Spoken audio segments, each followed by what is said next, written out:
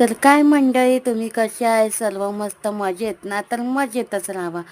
आज तुम्हाला माहितीच असेल की काय होतं ते. तर आज आषाढी एकादशी होती, त्यामुळे आम्ही निघालो होतो विठ्ठल रुक्मिणीच्या मंदिरामध्ये दर्शन घेण्यासाठी. तर आम्ही खूप वेळ झाला बसची वाट बघत होतो.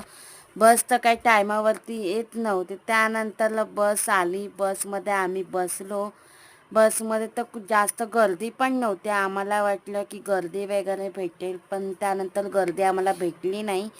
तर आम्ही इथे शिवडीला उतरलो. शिवडीमधून मम्मी बोलली की आपल्याला हार घ्यावा लागेल.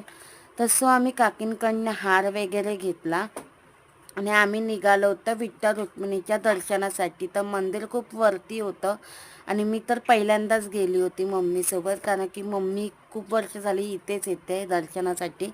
तर मी पण बोललो की जाऊया, मी तर कधी बघितलं नव्हतं. आणि वरती आम्ही ते पोचलो. तर वरती खूप छान कार्यक्रम चालला होता संगीतचा. त्यानंतर ते बघता बघता आम्ही कधी मंदिरामध्ये पोचलो आम्हालाच नाही समजलं. तो जो आम्ही हार घेतला होता, त्या काकाने सांगितलं की हार जो आहे तो तुम्ही रुक्मिणीच्या पायाखाली ठेवा. त्यानंतरला तो जो आम्ही हार आहे तो आम्ही त्या काकाने माझ्या हातातून घेतला आणि त्यांनी रुक्मिणीच्या पायाखाली ठेवला.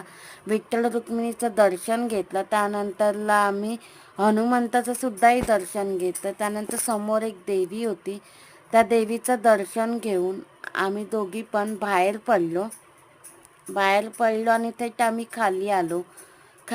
तर मम्मी बोलली की इथेही अशी जत्रा भरते करून.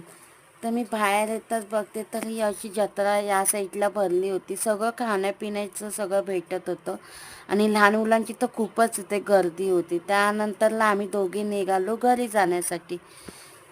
त्यानंतर आम्ही घरी जायला निघालो. जर तुम्हाला हा व्लॉग आवडला असेल तर नक्कीच चॅनलला सबस्क्राईब करा.